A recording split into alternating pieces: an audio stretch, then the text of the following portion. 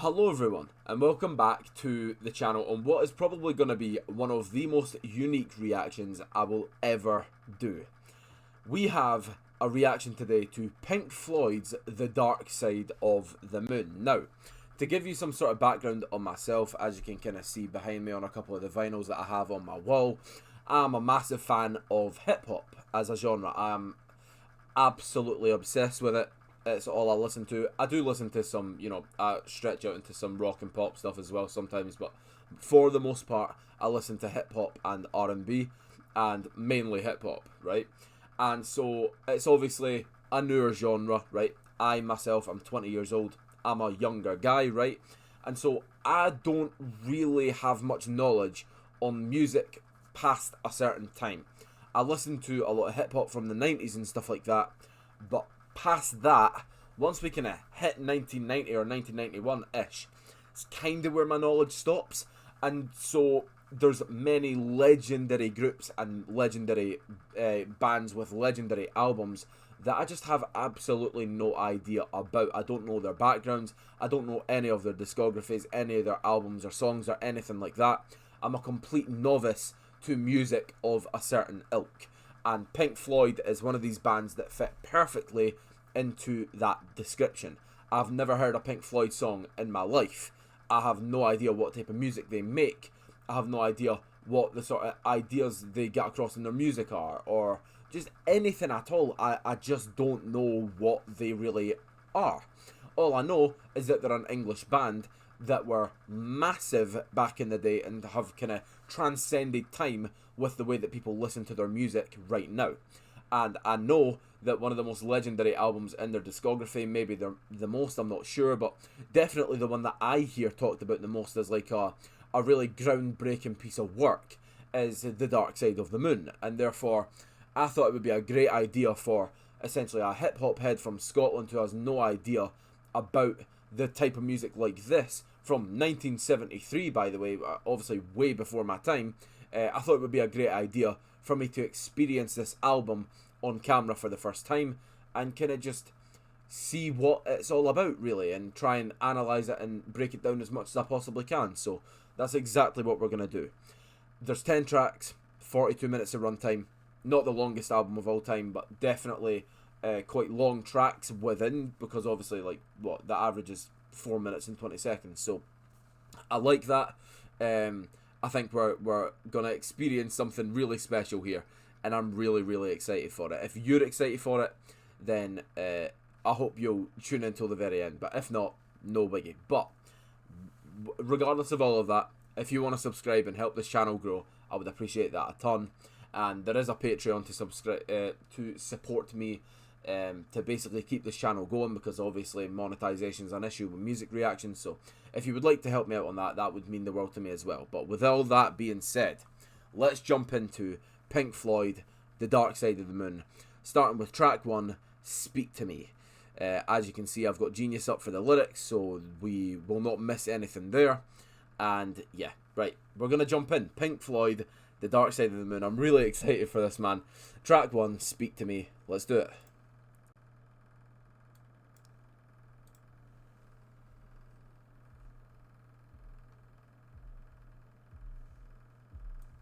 Okay, I can hear a heartbeat.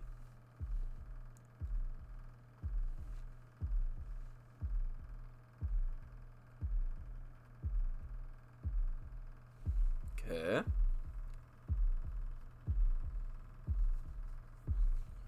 Can see that the intro is spoken word here.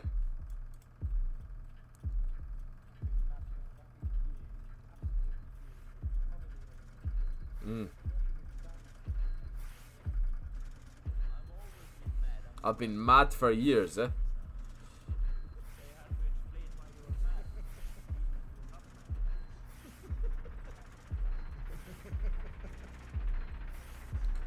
This is really cool, man. A little bit of spoken word over a quite literal heartbeat. Okay, we're gonna transition right into Breathe in the Air. What a transition that was. Oh my god. Oh my god. I love transitions so much. Let's pull that back. I'm sorry. I did not get to appreciate that enough. Oh my god, man.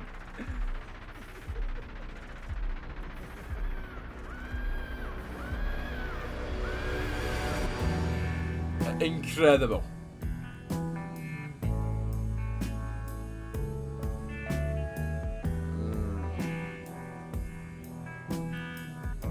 Track 2, breathe in the air.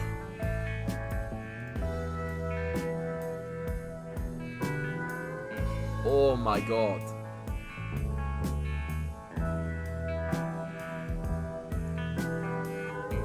Okay.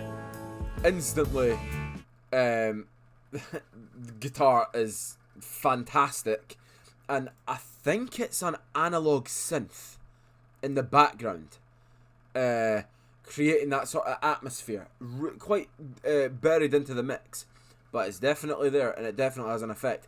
Not sure if it is a synth or not. I'm not great with identifying synthesizers quite yet, but I do. Well, obviously, the sort of obvious uses of it, I do, but there's obviously certain sounds can sound similar on different instruments, right? So it could be something different, but sounds like a synth to me.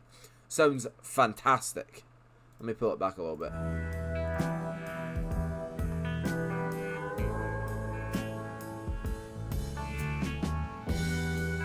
Oh my god.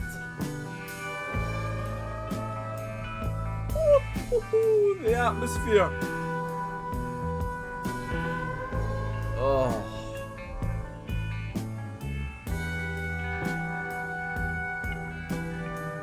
This is unbelievable.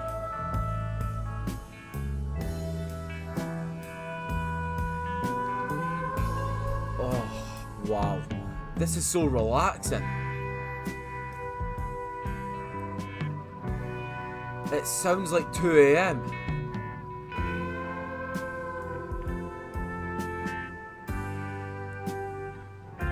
Wow. Ooh.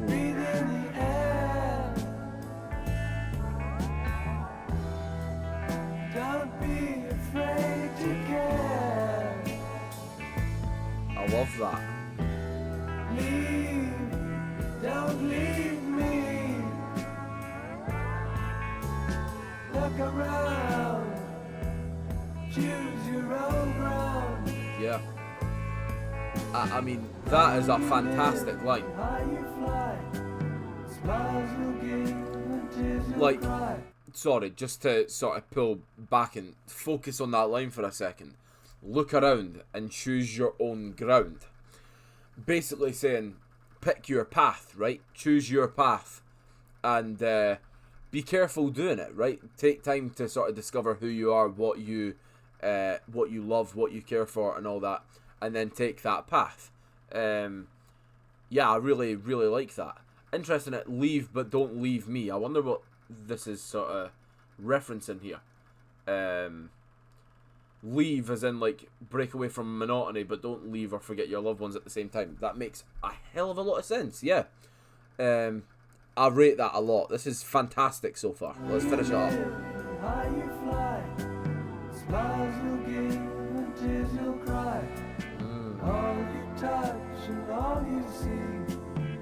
Real. It's true. Oh my god. Dig that hole. Get the sun. When at last the work is done. Oh my god, that I'm sure it is a synth in the back. Oh, it's so good. Dig another one.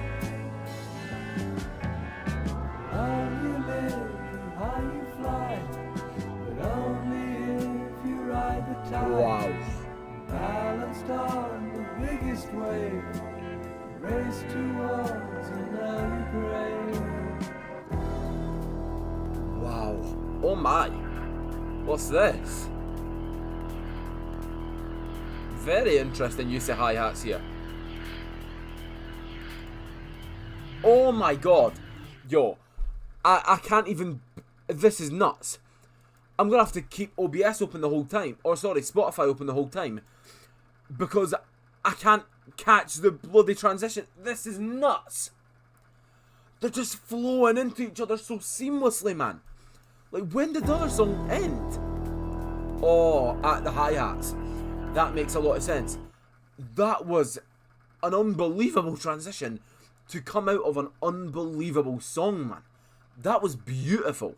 Like, I mean, I'm starting to sound like a broken record already here, but I love the use of synths in that song. And not just the use of them and them sounding good, but I love panning, man. And not even just panning, but the synths were only in my right ear. That is so cool. It makes you think about what you're hearing more. It's really hard to be a casual listener of something like this, because it instantly, like, it's gonna fire in your brain like, oh, that's different. Oh, I can only hear it on this side. So you think about it, right?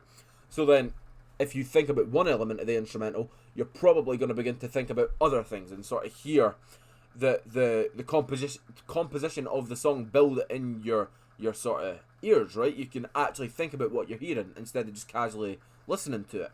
I think that's fantastic. I loved the way that was done.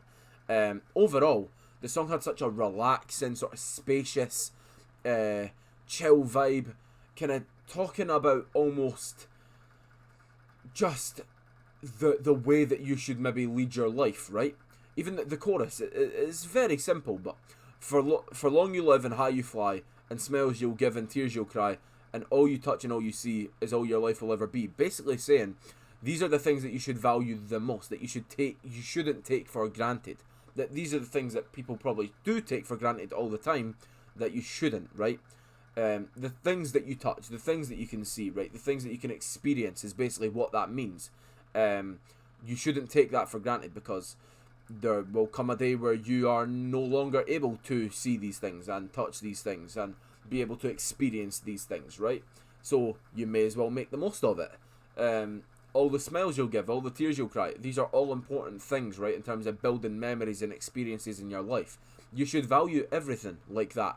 And it's very, very much true. I really do love that sort of messaging and that theme, really. I think that's fantastic. Interesting that the second verse is absolutely fascinating to me. Run, rabbit, run, dig that hole, forget the sun. And when at last the work is done, don't sit down, it's time to dig another one. I wonder if that's kind of talking about kind of monotony, right? Repetitiveness, cyclical nature of life. I'll click on the annotation and see. No, kind of talking about mental instability. Right, okay, I get that. Don't sit down, it's time to dig another one reflects the perceived never-ending nature of the struggle. I understand. Right, got it. That definitely makes a lot more sense than what I was saying. But, I'm going to try my best. But a lot of, like, metaphorical stuff and that I'm probably not going to be able to grab on first listen. Again, I'm a younger man, so stuff like that, especially used in the 70s, might, I might struggle to sort of grasp stuff like that. But, yeah, a fantastic song. Really short, really sweet. And now we're going to move into track 3, which was perfectly transitioned into. It's called On the Run. This one is a little bit longer, 3 minutes 45, and then we go into a 7-minute song called Time after that. So, yeah, track 3, On the Run. Fantastic start to this album. Let's continue. Let's go. Oh, this is an instrumental. Okay. Interesting. A 4-minute instrumental. Let me hear it. Okay. Again, sounds really spacey, which the name is The Dark Side of the Moon, to be fair. So that kind of makes sense. Oh. An airport. Rome, Cairo, and then Lagos. So, Italy, Egypt, and Nigeria. Interesting to hear an airport kind of sound in a 1973 album. Wow. Wow. Oh my god. Oh my god, that was incredible. Please let me hear that again. Please let me hear that again. Please let me hear that again. Oh my god. Oh my god.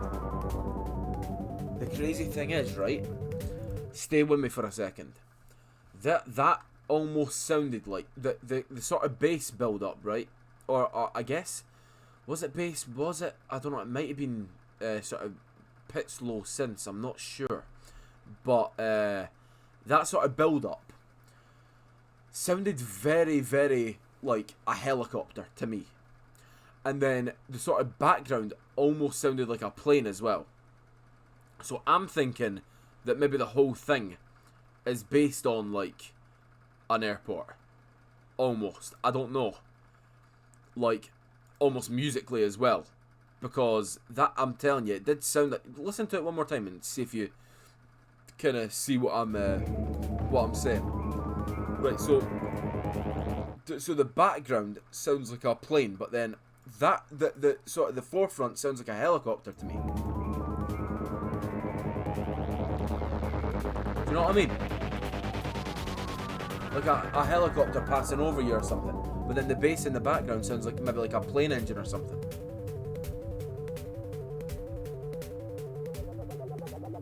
Oh my god. Now that is some fantastic usage of synthesizers, man. Wow. This is hypnotizing. This is amazing. Oh my god. Wow.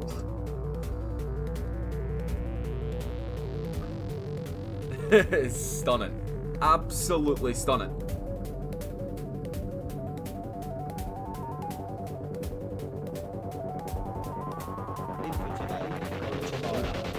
See, again, that's going that way this time. Telling you, that's meant to represent a helicopter. This is incredible.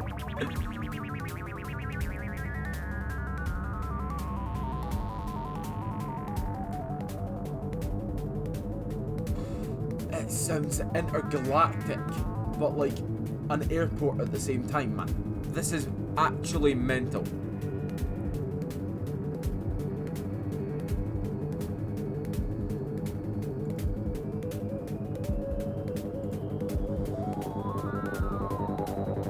And again, but it's coming back this way. Oh, it's so cool. This is so cinematic, man. Oh my god.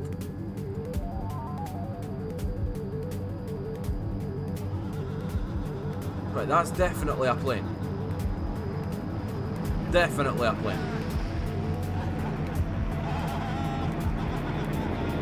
Yeah. Whoa.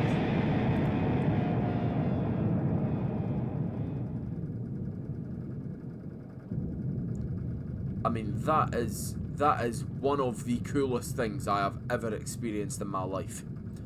An absolute masterclass in the use of synthesizers, man. Absolute masterclass. On the Run, eh? An instrumental that has 118 million streams on Spotify. That just shows how legendary this is. Right. What a transition again, man. I made sure that I knew it was happening this time. Just seamless. Absolutely seamless. Right. Track 4 is called Time. And we begin with our ticking clock. Oh my god.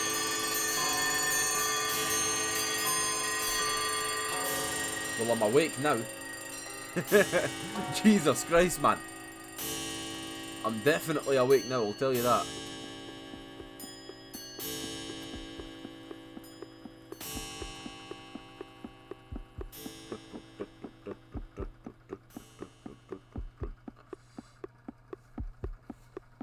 Whoa.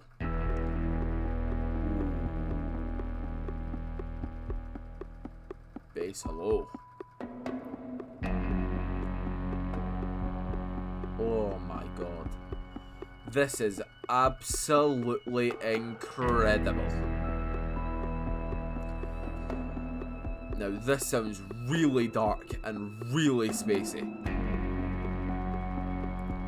It's the keys for me, man. Like, bass, and then you've got that ticking clock, right? It just keeps going. Wait, 2 seconds. Yeah, you've got that ticking clock that just keeps going, right? And it's an ever-present thing during the song, right? And then you've got the bass coming in that sort of provides that mad cinematic atmosphere, right? But then what makes the song, what makes this instrumental just 10 times better is those sort of light keys, man. The bung bung. It's just two. I think it's just two anyway. And it just the fact that it does not take much to add that whatsoever, right? But it adds so much to the song, if you know what I mean. Very, very, very, very, very minimal. But it adds so much to the atmosphere of the song. It matters so much when you're trying to create a cinematic sort of feel, to have these little elements that just create a feel, create an atmosphere. So important. Honestly, man. This is amazing. 3. Bang, bang, bang. Adds so much. Oh, man.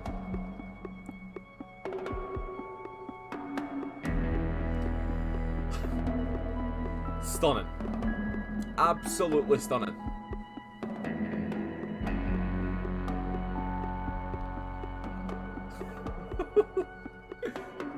I just want to do this.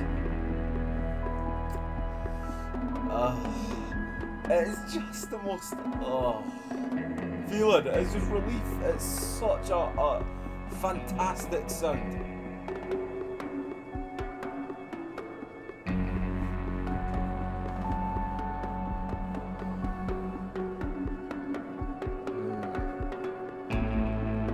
Sort of slow build up in the drums here as well. We started with just hi-hats. We've got toms coming in now. Almost kind of feel got like a march vibe to it, the way that the drum patterns are going here.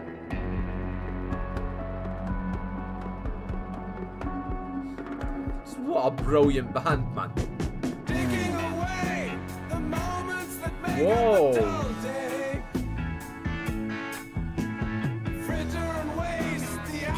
God, that guitar, man.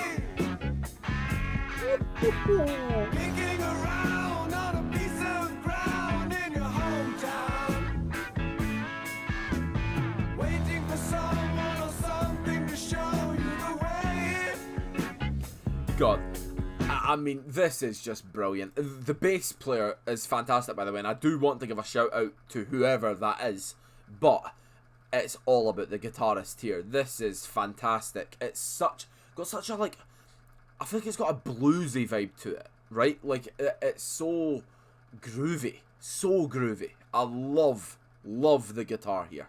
Fantastic stuff. And the singer, I mean, definitely sounds like the type of singer you would hear in the 70s, to be fair to David. In terms of just that sort of vocal style. It's a bit more husky, it's maybe a bit more, kind of sounds country-ish in a way, like the kind of way that country music has went in the modern day, kind of has that sort of twang to the vocals, kind of. Just the way that it's kind of, maybe the cadence is the word I'm looking for. I don't know if you know what I mean by that, but I know what I mean by that, but yeah, whatever. Yeah, I really enjoy the vocals. Has a really vintage feel to it, which of course makes sense given that the song was made in 1973. But the main reason I paused was to say what a fantastic guitar player, and I love this song.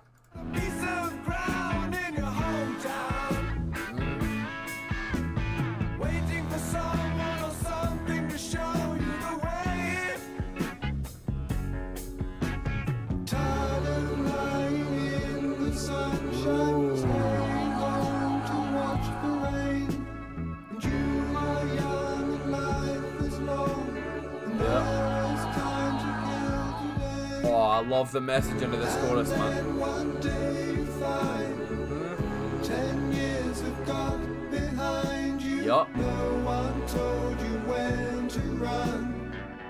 I can see a solo's coming up, so I'm gonna pause. That's probably a horrendous pause. I am obviously gonna pull it back when I go back in. I just quickly want to say, this is so true. Especially these 4 lines here. You're young and life is long and there's time to kill today. That's obviously the mentality that I think a lot of people have that are maybe even my age, right? People that think that, you know, oh, I'm 19, I'm 20, I'm 21 or whatever. You know, I've got many years ahead of me, so I can just chill right now, right? I've got time to relax and maybe, you know, don't need to think too much or whatever, right? I'm just like going with the flow or whatever. That is such a horrendous mindset to have at any age, because like Richard says here, and then one day you find 10 years I've got behind you. I am very well aware of the fact that life is extremely short and that I need to take advantage of every single second I have on this earth to do what I want to do, otherwise it's going to pass me by. And that is a terrifying thought of it passing you by, right? Of sort of having dreams, having ideals, having like the perfect life visioned in your mind, right? And then not being able to pursue it and being maybe too lazy to pursue it, or not having that drive, or maybe not having the resources, or whatever it might be, right? People are stuck in situations where they maybe think that they have all the time in the world when in fact they really don't, and time could easily pass them by if they spend too much time sort of dwindling and not going for it, right? So this is a beautiful, beautiful message in this chorus, and I feel like this is probably extremely helpful to a lot of people to be able to hear these words and actually sort of digest what Richard Wright is saying here. Fantastic stuff, and by the way, he sounds amazing. Way more sort of dreamy vocal style than David Gilmour had, and I kind of appreciate that because I feel like it fits the song a little bit more. Especially during this sort of instrumental break where we sort of move away from those groovy guitars and go in a more dreamy, more atmospheric direction. So yeah, I appreciate that. Now we're going to get stuck into a guitar solo, which I'm sure is going to be absolutely killer. Behind you, no one told you when to run. You missed the starting gun. Oh man. Oh, yes. Let's just sit back and enjoy this.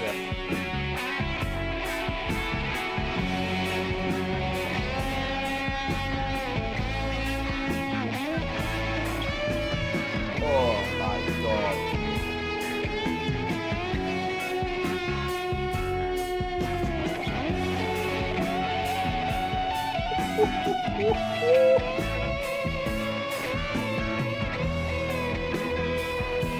Just beautiful. Oh my God!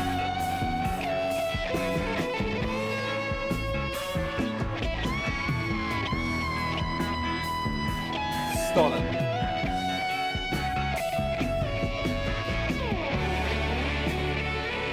Oh my, he's still going. Who is it in fact? Let me...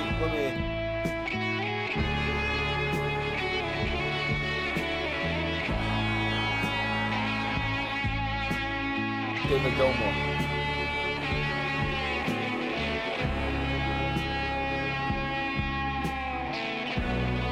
David, you are one incredible individual.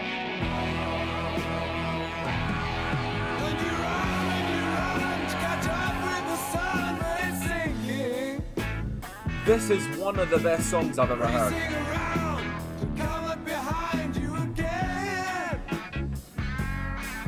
Just, by the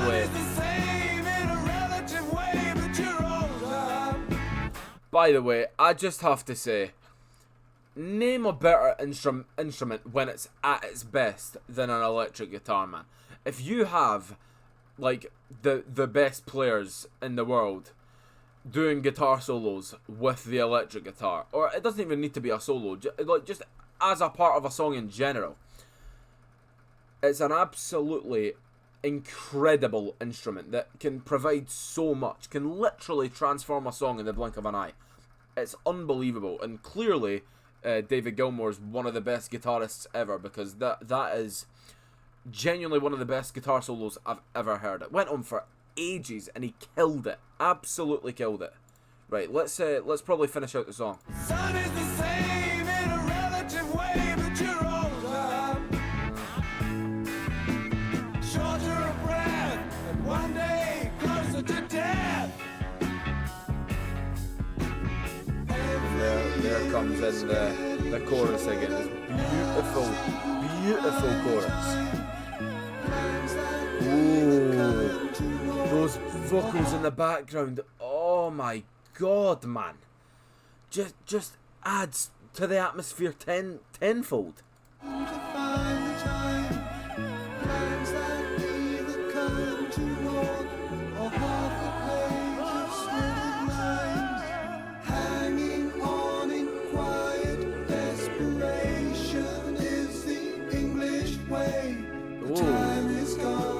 Song is over. Wow. Something more to say. Hanging on in quiet desperation is the English way. That is such an interesting line, man.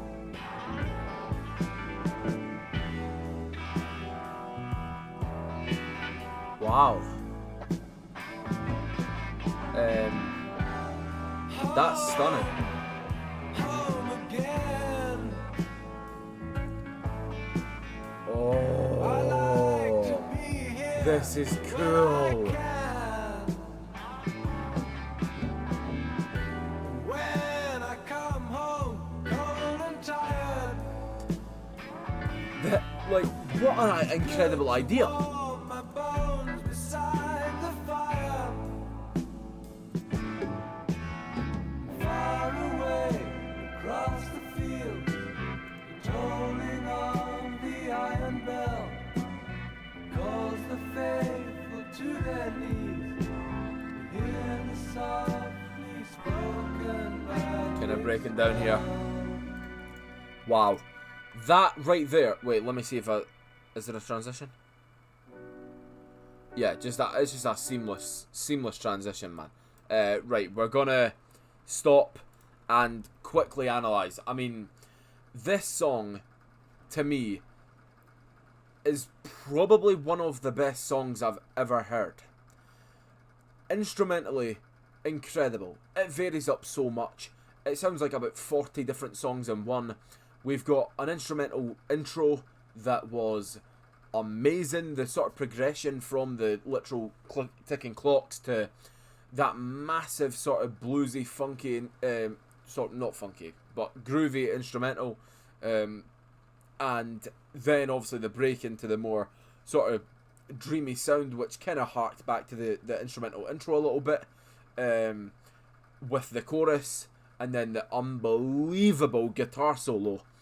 Sort of finish off the song with the same sort of vibes from the verse and the chorus of the previous, and then you get a reprised version of Breathe in the Air at the end of the song, which is just such a sick way to sort of circle back to a previous song on a record. I love that. I don't think I've ever seen anybody do that before. It was sick. I am stunned by what I'm hearing here. Like, I understand that this is a legendary album, and I knew that coming in, obviously. But this is way better than I ever could have imagined. I always get scared going into like a legendary album that maybe I won't sort of get the hype or see why everybody loves it. But no, this is very, very special. And I just have to say, for the final time, and I promise it is the final time, David Gilmour got to be one of the best guitar solos I've ever heard. Maybe the best I've ever heard. That was legendary. Shout out to him. It transported me to another place. Amazing stuff, man. Legendary stuff, I can already tell. Just fantastic. Right. Track number 5. The halfway point on the album. The Great Gig in the Sky. This song is called. It's featuring Claire Torrey. Produced obviously by Pink Floyd. Track 5, The Great Gig in the Sky. Let's do it.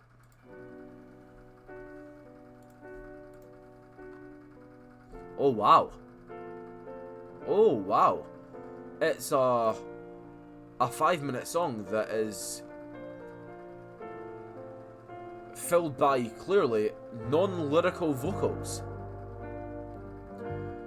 Now, instantly I see that and it makes me think of, and this is going to be probably quite hilarious for people who are fans of Pink Floyd that have heard this album for me to say this, but The Black Seminole by Lil Yachty off of Let's Start Here from 2023, which I know a lot of people said when that dropped that it was heavily inspired by Pink Floyd, and therefore I'm pretty sure that this is probably the song they're referring to when they say that The Black Seminole, it sounds like a Pink Floyd song, because obviously about 2.5-3 minutes of that song, the outro of the song, is non-lyrical vocals by a woman. Kind of makes a lot of sense. Right, let's hear what this sounds like. I feel like I'm going to be taken to space here, because trust me, The Black Seminole does that for me, and this is probably going to be better. No disrespect to Lil Yachty, of course. And I am not frightened of dying. Any time will do, I don't mind. Damn. Why should I be frightened of dying? There's no reason for it, you gotta go sometime.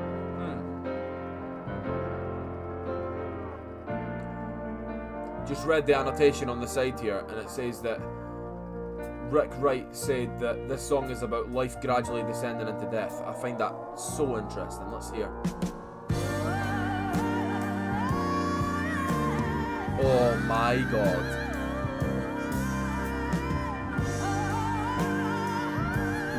Wow.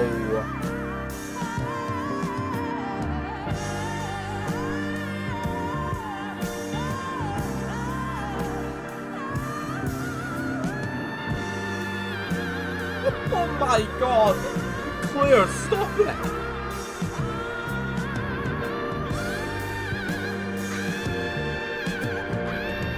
Oh my god, she's screaming!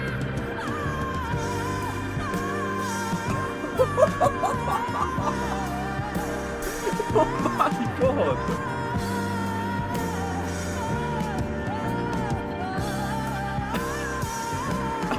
I mean, I feel bad for stopping because she's killing it, but I just very quickly want to say it, and then we will get back to it. I love how punchy the drums are here.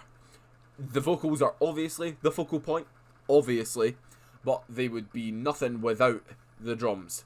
The drums are very much helping the song be what it is. They sound really, really fantastic. Great drumming.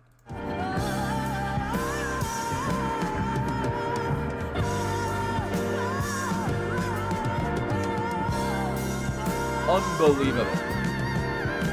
Unbelievable.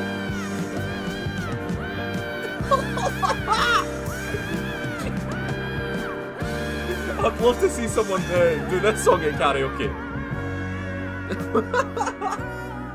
Oh my god. If somebody performed this song at karaoke, they'd probably get kicked out. That was nuts. Absolutely mental. Sort of calming down a little bit, but I can see that there's an interlude and then it goes back in, so I'm going to assume that it's going to calm down and then go again, which I'm really excited about.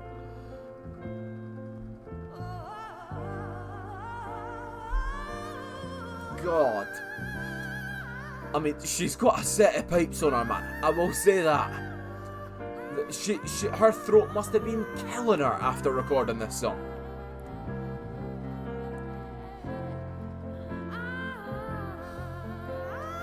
I bet some honey tea was made in that studio that day.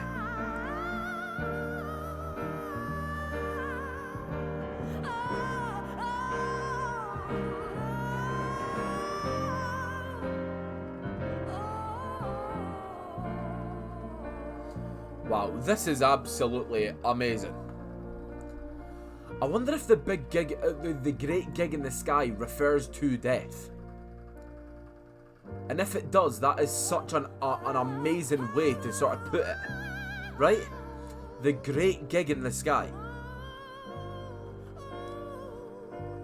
Like making your way up to heaven, maybe. Or maybe it means that the song is meant to sound heavenly. Like the gig, the great gig in the sky. Maybe. regardless of what it means, this is one of the coolest musical experiences I've ever had. I never thought I would see the day where I'm adding a song that is essentially 5 minutes of vocalizations to my playlist, but here we are. Stunning. There's obviously not much to analyse because I pretty much have already analysed what I needed to. But all I can tell you is that that was a mind-blowing experience. I can't believe that's a thing, and I can't believe that it's that good. Right, we're going to move into track 6, which is titled Money. Money is starting off with sounds of cash. Oh, we're getting a bass heavy number here. Oh my god, that sounds so good. Wow. Now this is groovy.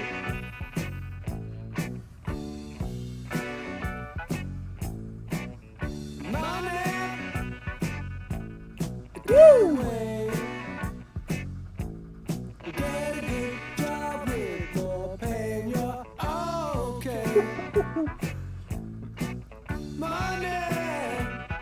Yeah. It's a gas. Listen, you need to make it, eh? It's an essential. Make a stash. New car, caviar, four-star, daydream, think about me, a football team. Okay. That's an interesting line. Do Pink Floyd own a football club? Get Nope. back. But yeah, I'm alright, Jack. Keep your hands off of my money will buy you a football team. money. It's a hit. Don't get me back to good bullshit. I'm in a high fidelity first class traveling section. I think I need a lift jet.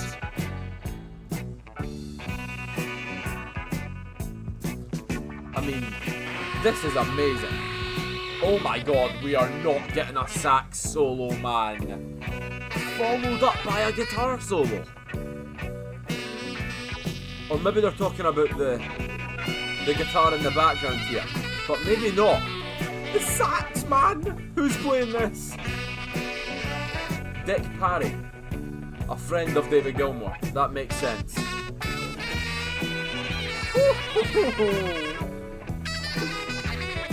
Kill it! Kill it!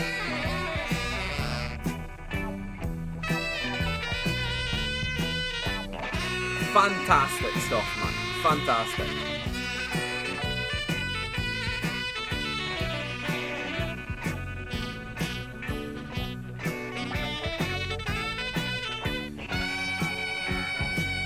Unbelievable. Unbelievable.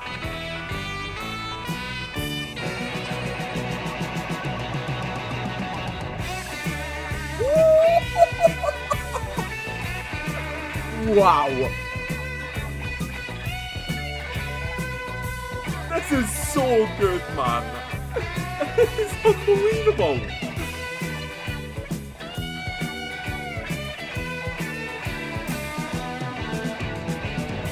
God.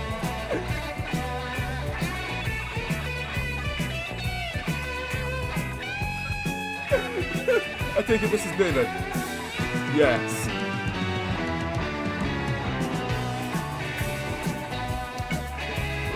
Why the fuck the tempo's changed here?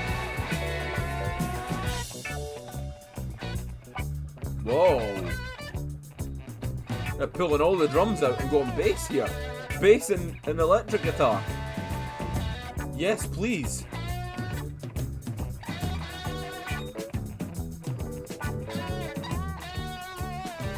Ooh. Ooh. You hear the synth in the right ear? Oh my god.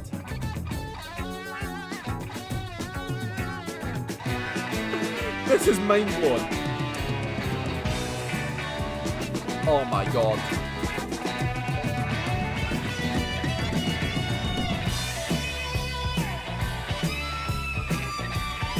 Come on! Oh my god, man. I mean, this is like, I am telling you, this might be one of the best 3-track runs in the history of music. In fact, it might be the best 3-track run in the history of music. I am stunned right now. I Say Time was one of the best songs I've ever heard. Then The Great Gig in the Sky blew my mind. Then Money has blew my mind tenfold compared to how much The Great Gig in the Sky blew my mind. These guys are musical geniuses, man. This was what? 50 years ago? Like, this is inconceivable, man. How this is this good, and it was made such a long time ago, and it sounds so modern and fresh as well. Like, bro, there's bass players who do not sound as good as this today that are like high up in the industry. There are guitarists that are not doing it like this. In fact, most guitarists will not be able to do it like this. This is timeless music. The definition of timeless music. Honestly. Absolutely stunning, this song. Like, it was actually getting a bit overwhelming there. I had to pause. It's that peak that I had to pause.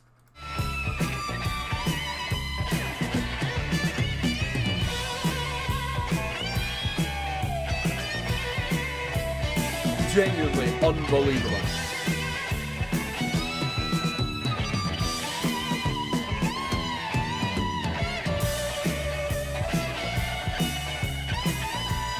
Just keep going, please. I'll listen to this all day.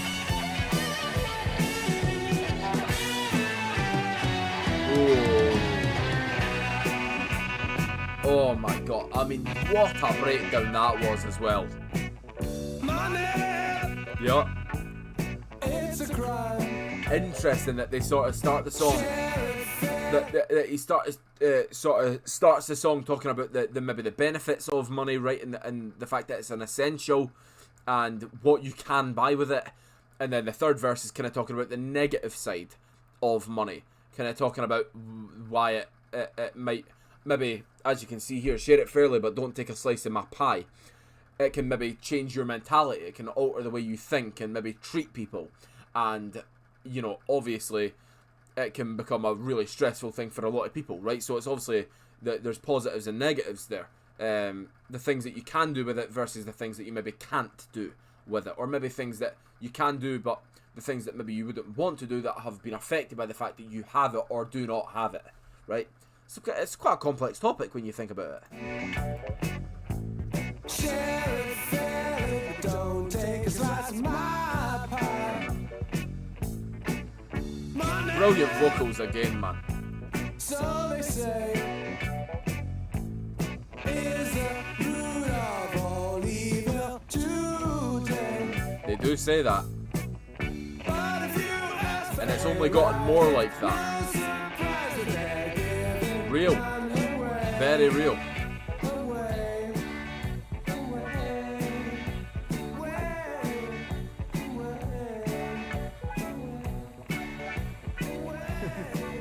I was in the right. Yes, absolutely right. I certainly was in the right.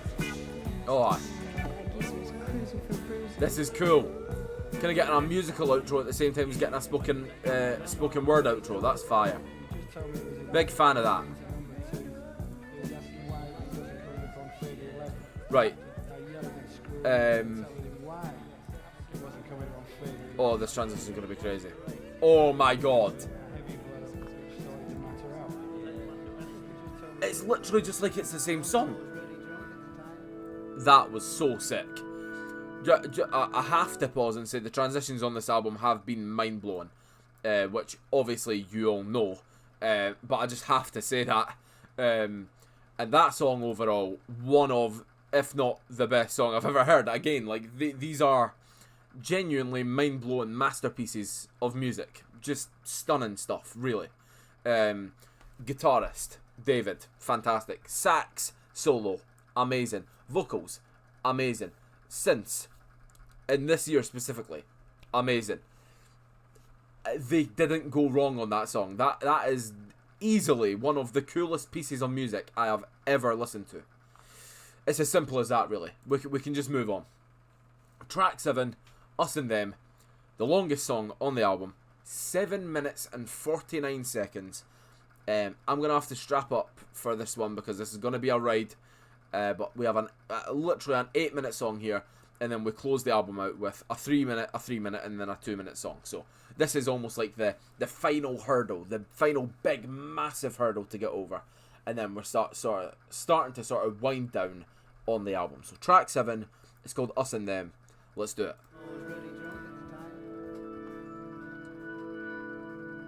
Wow.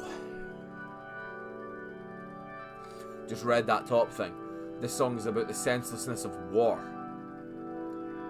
Very interesting. Interested to hear how they tackle that.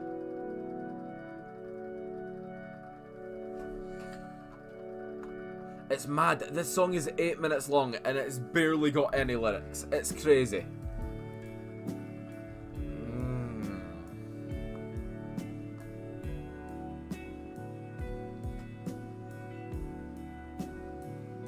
Kind of sounds a little bit more, don't know, introspective.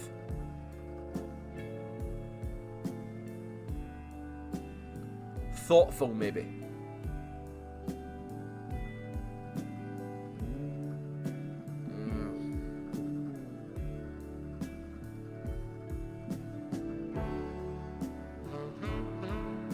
Oh, yes.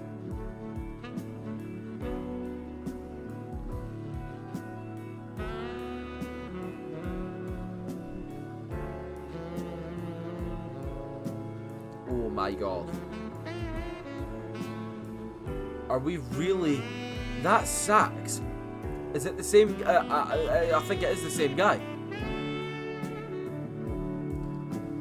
What a brilliant way to start your song. Especially an 8-minute one.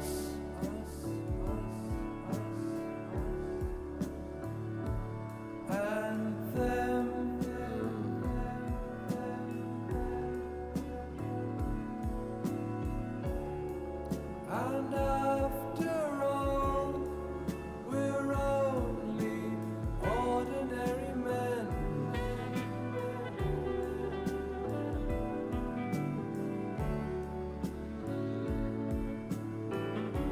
Wow. This is beautiful.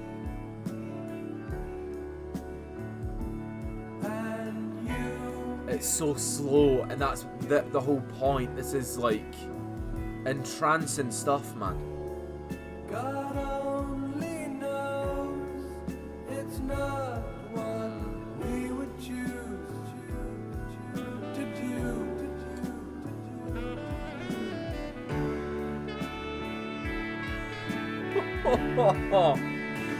It's getting louder. Oh my god! It got so huge so quickly.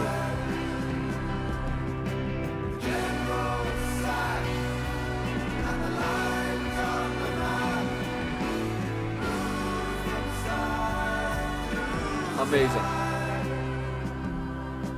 Yeah, so I can obviously see that they're talking about war here, given that, I mean, well, to be honest, the first verse kind of obviously touches on it almost like cryptically, but still, like us and them, and after all, we're only ordinary men, right? Like at the end of the day, despite war being a case of this group of people versus that group of people, which is backwards in its own right, after all, we're all ordinary men, we're all normal people, we're all each other, we're all human beings here who should really not be fighting at all. That really, like, should not be killing each other.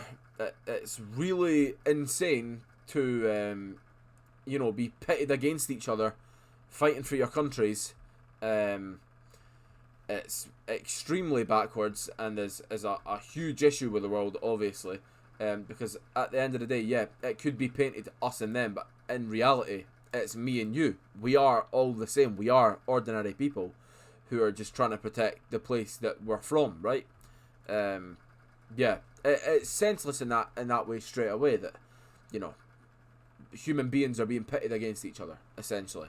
And then, obviously, the chorus goes directly into it, saying, "Forward he cried from the rear, and the front rank died. The general sat, and the lines on the map moved from side to side."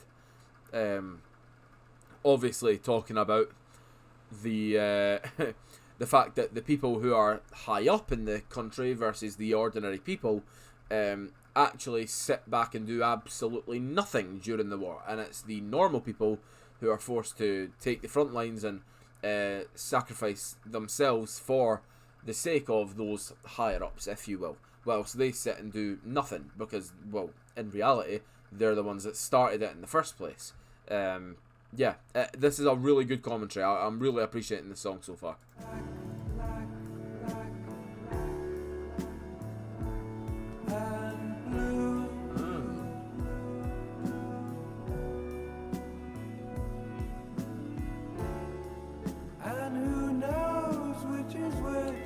Yeah, I thought they were talking about a bruise.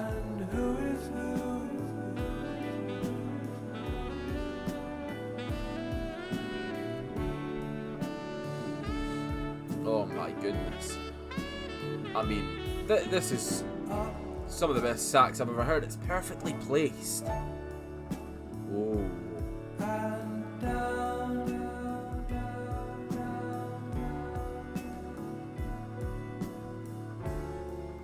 And in the end, it's only round and round, round and round. Yeah, this is absolutely fantastic. Let me read this annotation because I think they've got it spot on. Up and down, and in the end it's only round and round and round. When seen in a different, larger view, what seemed like a game of ups and downs now appears a cycle, right? You have victories and defeats, people winning, people losing in war, but in the end, you're just watching people die and die all over again. In a you know, round after round of war, if you will, if you can even take that into consideration. The idea that there's no winners in war. There's no innocent, you know, parties in war, and there's also no winners in war because you always lose something. Something major most of the time.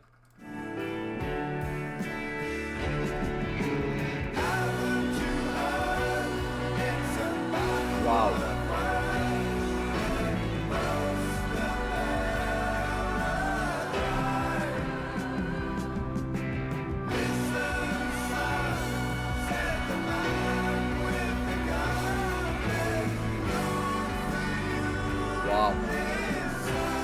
Wow.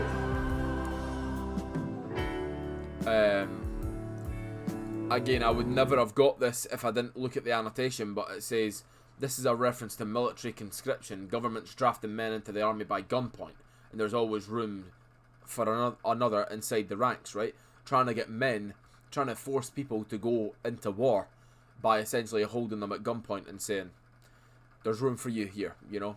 Even though I'm literally pointing a gun at you saying, I will kill you if you do not join the army. I did not know that was a thing, and I definitely didn't know that was what he was talking about, so thank you to the genius annotation for that. God damn, that is some heavy stuff.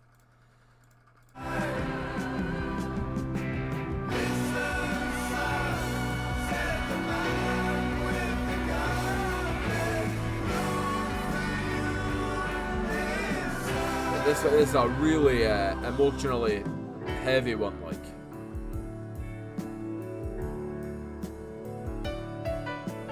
Oh man, there's not much piano in this album, but when it's there, it plays a huge role. And there's a lot of keys here and there, but no, like, there's not been a lot of piano at the forefront of the instrumentals, is what I'm saying.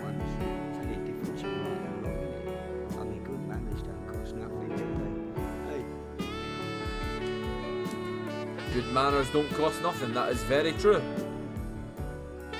It's free to be nice to people, to treat people with respect.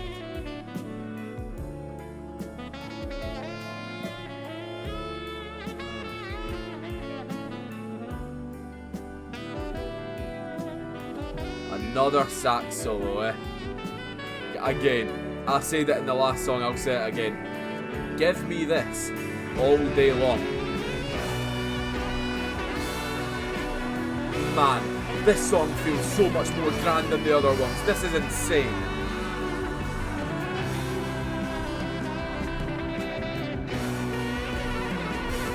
Wow. I think it's meant to represent the fact that this is so emotionally grand, this song. That it means so much.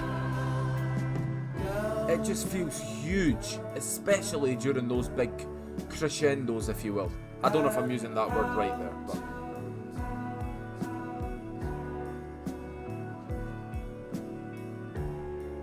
It can't be helped, but there's a lot of it about.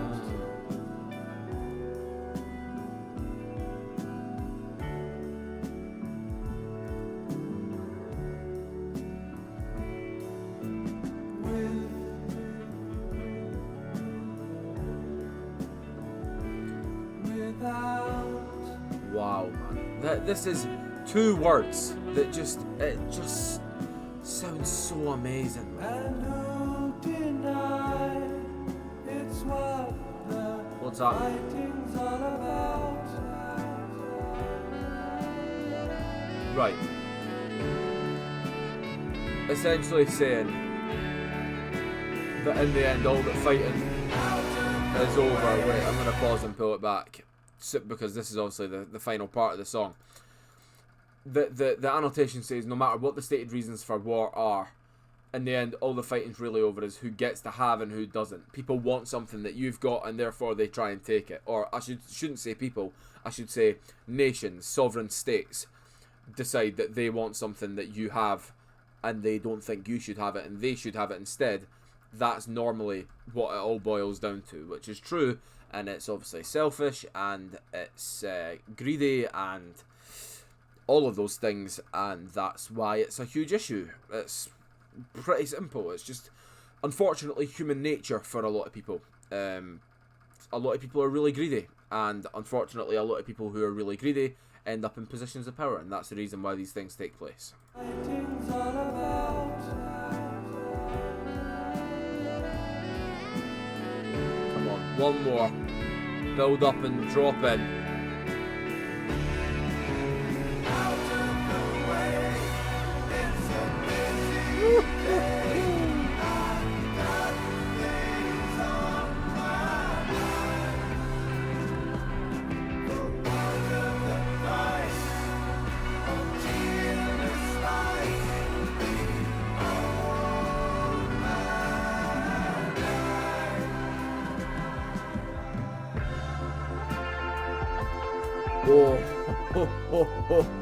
Oh my god. You are joking me. That is an unbelievable transition. Unbelievable transition. Right, I have to stop quickly and say, Pink Floyd, shout out for tackling that topic in probably one of the most beautiful ways I've ever seen it depicted. The words, well, you could say the words were minced, but in a fantastic and beautiful way, right? I was about to say they're not mincing their words in terms of getting their message across, but it is done in a way more like metaphorical and cryptic way than maybe you would expect. But that just shows that they're fantastic writers at the end of the day, and obviously they get the message across very well because it is obviously a very popular song that a lot of people know, and a lot of people know the meaning of, which I am now a part of that club. Right. Fantastic song. As always, this has been just completely, almost overwhelmingly mind-blowing, this album. A stunning experience that I am so happy I've had captured on camera, because now it's going to live forever. Maybe, you know, who knows how big this video will get. Maybe it will get no views at all, right? If it doesn't, then I'm still delighted that I've done it, because this will live with me on my PC, in my files, forever. And that's as simple as that. Music It's timeless, music lives forever, experiences live forever, and that's the whole reason we do these things. Right, track 8, Any Colour You Like. This is an instrumental. It's a 3.5 minute instrumental, so let's hear it.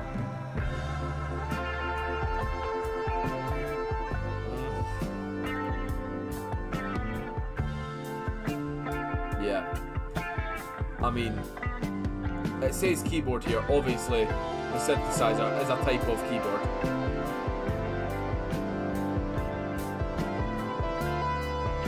Yeah, and these are peak synths right here.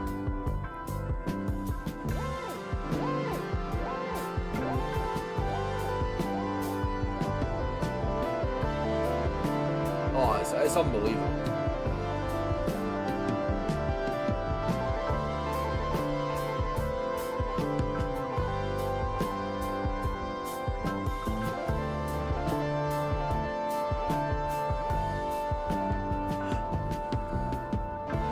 It's really hard to describe what I'm feeling right now.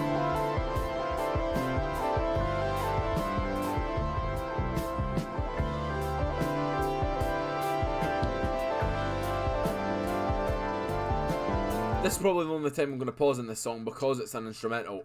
What I will say is that I think probably the perfect way to describe this song for me, because it's tough to analyse because it's just the instrumental, obviously. What I will say though is that 52 years on, there's still not many songs that are synth heavy that sound as crisp and pristine as this. That's what I would say. And if that's not a massive credit to Pink Floyd, then I don't know what is.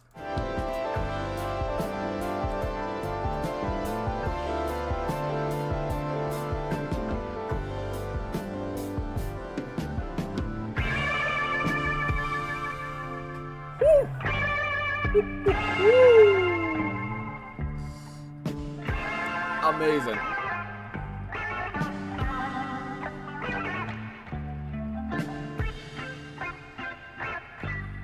Wow, that panning. Oh my god.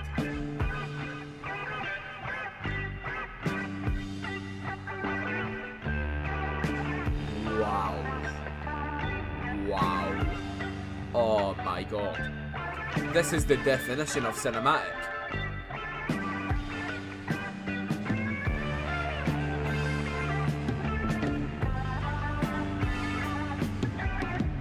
Who knew that they could make music this good 52 years ago? Not me. But I'm so happy that I know now.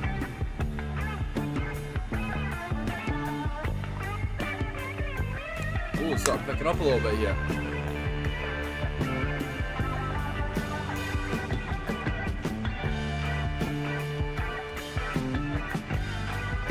Great drumming as always.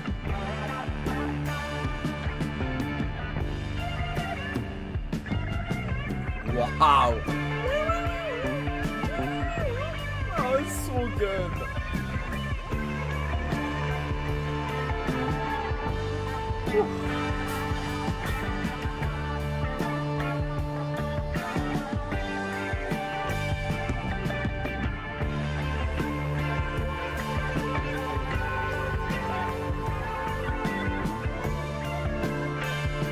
It's just stunning. I feel bad for sitting here in silence, but what can I say? That's just an unbelievable instrumental. I'm stunned, really. Right, we have 2 tracks remaining. There we are. We're gonna smoothly transition into Brain Damage. Track number 9. The whole album, I'm gonna play this front to back. Probably as soon as I finish recording. And it doesn't stop. There's no point where it stops. The lunatic is on the grass. I take it this is going to be kind of talking about mental illness then. The song's called Brain Damage.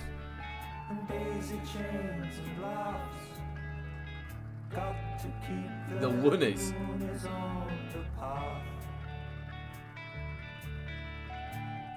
The lunatic is in the hall. The lunatics are in my hall. You know what that means, doesn't it? And that is such a brilliant way to say it. The lunatic is in my hall, is in the hall, right? Probably talking about like, can I guess like,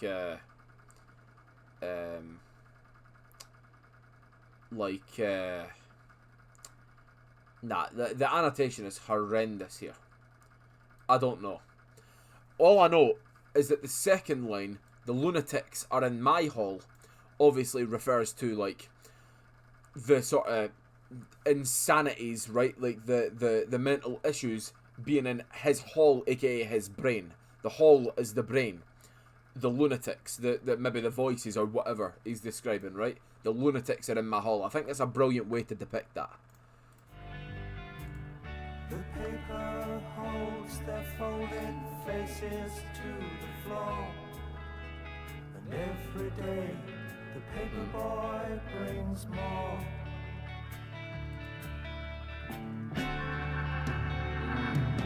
And if the dam breaks open many years too soon, and if there is no room, This sounds unbelievable.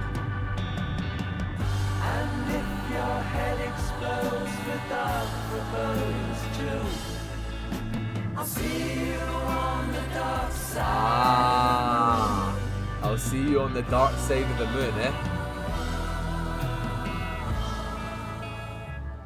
The lunatic is in my head. Wow. The lunatic is in my head. This is so cool. What a brilliant way to talk about this topic. Raise the blade. If the dam breaks open many years too soon, aka if I lose my mind. You rearrange me till I'm sane. You lock the door. Throw Damn. away Yeah, the that is exactly what he was talking about earlier with the lunatics being in his hall. head, but It's not him. Yeah.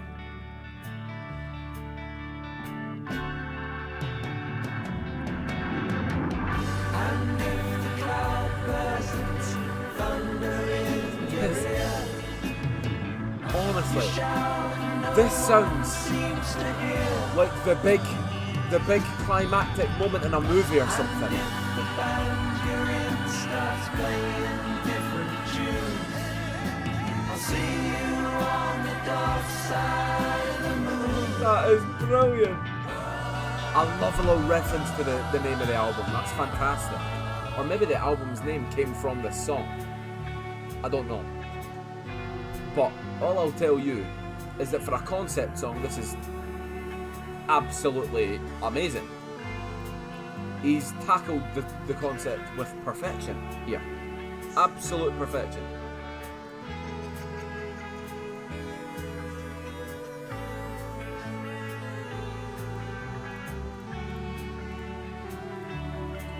I love how metaphorical their lyrics are. It can be tough to break down, you know? It can be, you know, it forces you to think. Right, there we go. Is this? Yep, this is it. This is the outro with one of the best transitions on the album. Track 10, Eclipse. Let's do it. And all that you see, all that you taste, all you feel, and all that you love, and all that you hate, all you distrust, all you save, and all that you give, and all that you deal, and Wow. all that you buy, Again, this feels like the credit roll moment. This feels like the end. and all you create, and all you This feels like the curtains are drawn in and everybody's applauding. and all that you say, and all that you eat, and everyone you meet, and all that you slight, and everyone you fight, and all that is now, and all that is gone, and all that's to come, and everything under the sun is in June, but the sun is eclipsed by the moon. Wow. Wow.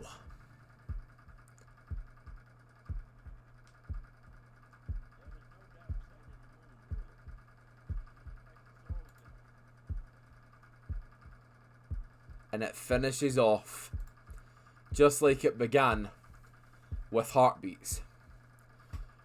Probably to represent life, right?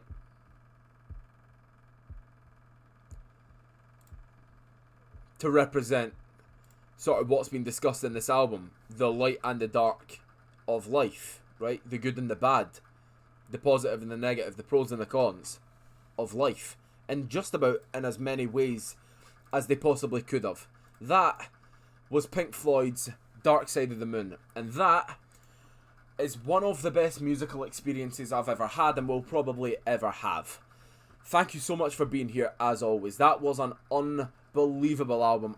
I'm probably calling it 10 out of 10 already, if not 9.5. That will probably be elevated to 10 after another listen, when I listen to it fully sequenced without stopping it, because obviously I need to stop and break it down and analyse when I'm doing something like this, but that won't be the case on my second listen, and I'll be able to just be fully immersed in one of the most cinematic and sort of just incredibly atmospheric and movie-like albums I've ever heard. I can't believe how sort of seamless the transitions were, how it all just kind of felt like one big bulk that kind of just bled together with many different sounds, with so many concepts and so many, you know, guitar solos and sax solos and synth work in the 70s. Like, I think this album is so well deserving of its legendary status, and I think it's something that I'm probably going to listen to all the time now. I'm so happy that I've finally been able to listen to this and get a full appreciation for what it is and for who Pink Floyd are. Now, I know that they have way more albums, and I would love for you in the comments to tell me if you want to see reactions to any of their other work. That would be a fantastic thing for me. I would love to do it, because trust me, I seriously love this. Yeah, it's a brilliant album on all fronts, and I think you probably got that from the reaction itself. In terms of favourite tracks, I'm gonna have to say that 3-track run in the middle, Time, The Great Gig in the Sky, and Money. Those three, definitely my favourite three in there. That pocket just had my mind blown, to be honest. I would say my favourite out of the three is probably Time, but maybe Money. Money was like an explosion of sounds that really, like, just completely stunned me, but I thought the progression in Time, and I thought the lyrics were maybe a little bit more kind of, I resonated with them a little bit more on Time, so I am probably going to say that, but you got the gist. I loved every song on here. There's not a worse track, and every track is pretty much the best track. An absolutely stunning album that I'm so grateful that you've been able to join me on the journey through. And that is going to wrap it up. Thank you so much for joining me for this reaction. If you made it to the end, you're an absolute legend. I hope that there's many more Pink Floyd reactions to come, or maybe just more kind of legendary music that I've missed out on because I'm so young in the future. I'd love to react to anything, so please do get your recommendations down below, and obviously tell me what you think about this album, because I'm pretty sure all of you will have a massive connection to it that are watching this reaction. So yeah, thank you so much for being here, as always. I hope you all have a fantastic rest of your day, week, month, year, forever, and hopefully I'll catch you on the next one. Thank you so much, and take care. Bye for now.